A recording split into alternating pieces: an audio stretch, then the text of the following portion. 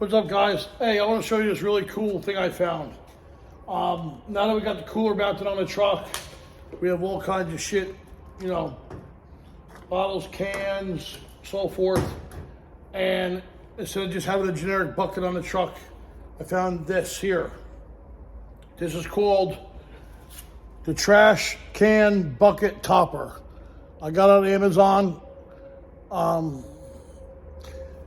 It's what they use a lot of time on boats and stuff for bait buckets, for trash and so forth, but I thought this was gonna be really cool for this.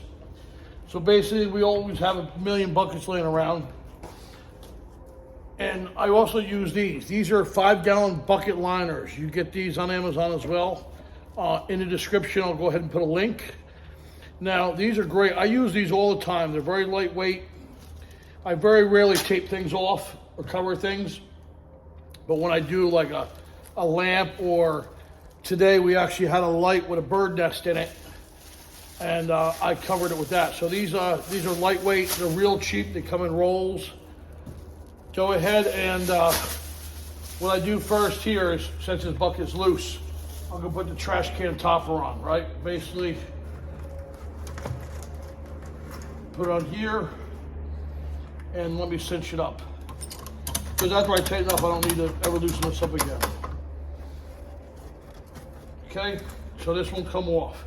I just take my trash can, my 5-gallon bucket liner, I throw it in it.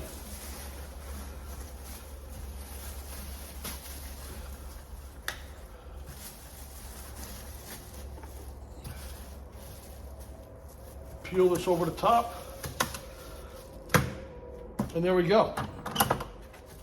Want to kind of put it over ridges on the side. But this thing's pretty good quality. Yeah, that's it. Got a can. Let me bring it up here a little closer.